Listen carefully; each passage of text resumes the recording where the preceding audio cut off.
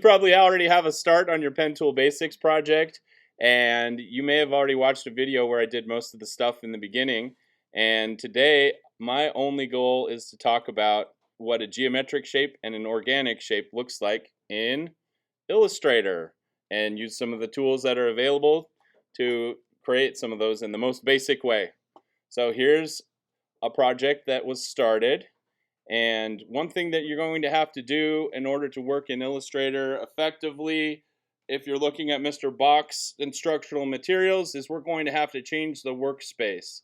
This is what is called the Essentials workspace, and we're going to change over to Essentials Classic. And this is just going to put a few things in some places so that they're consistent with what Mr. Bach shows. Some things that you get are the color swatches down here where you can swap your fill and your stroke, and the color swatches and stroke controls up here. And this just makes it easier for Mr. Bach to show where some things are. Another thing that is going to be useful today is this layers. So I'm going to tap that, and we'll see every object that we put in our project. First thing that we're going to do is make a geometric shape with the pen tool. Going to grab the pen. And you already saw me demo some of this.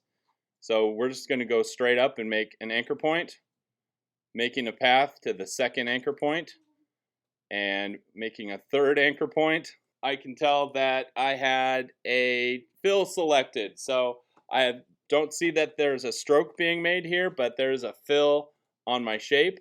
I'm going to go back and make this one a closed shape. You can see what happens with my cursor as I get back to the first anchor point, and there's a little circle that shows up, and it lets me know that I made a closed shape right there. I would consider this to be a geometric shape because even if I didn't know everything about it as I drew it in Illustrator, I could probably go and break that thing down into triangles and figure out what the area is and what all of the angles of that shape were. Maybe I might have to talk to a geometry teacher to get it figured out perfectly, but in the industry, this is what we consider to be a geometric shape.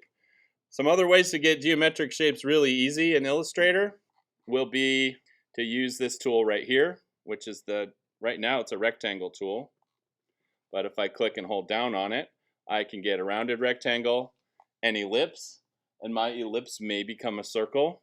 I can get a polygon of any number of corners.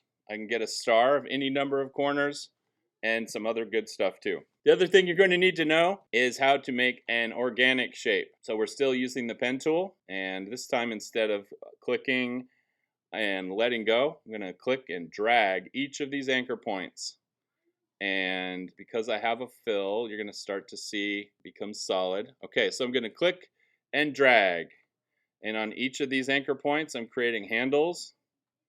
Handles are affecting the math that creates this curve. And so we would be considering something like this to be a good example of an organic shape, because since it's made out of many curves, it is very difficult to describe with math. You can go back in and use maybe the direct selection tool to go manipulate all of the anchor points here to get something exactly like you want. All right, now, are most shapes in the wild going to be strictly geometric or organic? Not necessarily. You can have shapes that are combinations of geometric and organic. Yeah, that's cool. But for the purposes of this assignment, this would be a good way to show off a geometric shape and an organic shape. Now, here's the lie that Mr. Bach is telling you right now. By its appearance, it is an organic shape. But the fact that we made it with anchor points in Illustrator, it is created 100% with math, because all of the anchor points and all of the handles made specific things happen in the math that controls the shape. But in the art world, yeah, this would be an organic shape. This would be a geometric shape. So if that helps you get through some of those check boxes in the assignment, that's really good. Good luck with that. If you need any help, you let me know, and I'll be around to help you too.